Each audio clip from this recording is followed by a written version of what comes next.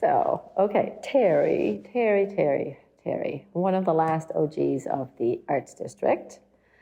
I've known him for, oh my God, forever, ever since I got here on the scene in 1992.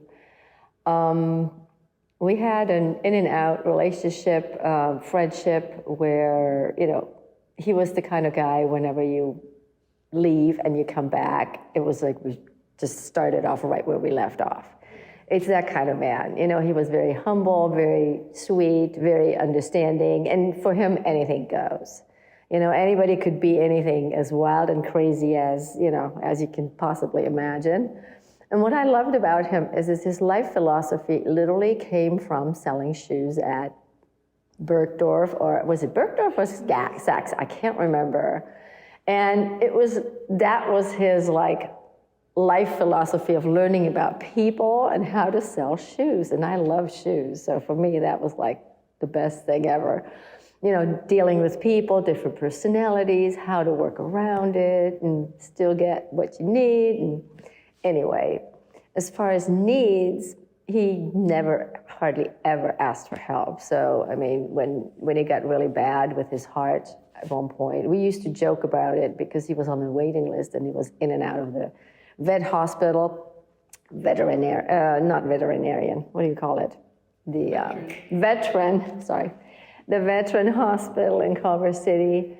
And he was on a waiting list. And then his heart started to disintegrate. So I think it's close to about 20 years ago, it was so bad that they put him on the top of the list, kind of. And we used to joke about it, that we have to have a drunk driver from the Arts District somewhere. It was really very morbid, giving him a new heart. And sure enough, I think it was right around the holidays. I'm pretty sure it was between Christmas and New Year's, or some weird thing where some 20-year-old, donated his heart driving. I don't know if it was drunk driving, I can't remember. But he got a heart transplant. And I must say, it gave him, almost 20 more years, which was awesome for all of us because he's such a wonderful man. And a 20-year-old heart, which is, pretty amazing. And the other amazing part was he's one of those spokespeople from Cedars-Sinai because he never ever had an adverse reaction to the heart, which is very rare. So during the whole first 6 months, I drove him every day in the morning to Cedars for his checkups. And because nobody else in the Arts District gets up at 6 o'clock in the morning, except me with my job that I always had to have as a single mom. So it was very entertaining and very fun because he took it very lightly, too, with what they're going to do, tell me everything about it. And we talked about life and, kids and his niece. He always wanted to end up there and, take care of the baby with her and all of that. But I think he just kind of loved it too much down here with all of his friends. He was very settled in. I mean, one of the last ones at the American Hotel, so it was pretty amazing. And so I'm very glad that he had another 20 years to go, or close to 20 years to go with his new, fresh heart. And we will miss him. Yeah. We'll really miss him, yeah. What was your life like in the Arts District, and how long did you live here?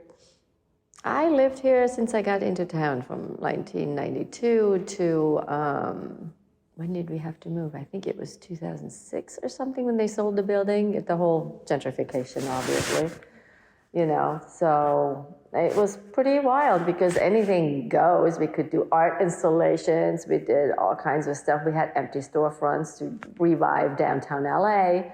I did a lot of curations. I created a multimedia light art event for years to go for the city. And, and then of course we were at Bedlam all the time, partying down, and I was doing my body cast. I had all the naked people. Terry was behind the bar making the fabulous drinks, So it was good times, That's wonderful.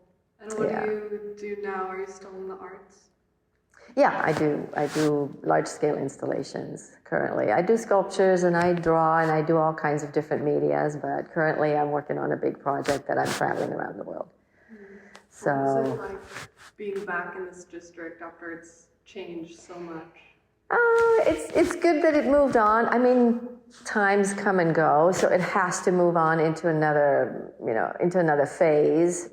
The thing is a lot of times I see with the younger generation, I don't want to generalize it, but I feel they're not really invested in their environment as much as in their phones. So it's really a big thing for me. And I mean, they don't take pride in where they live. They just use it because it's there and think it's cool because somebody else created it. And they don't really appreciate it as much as we used to do because we took pride in our neighborhood and made shit happen.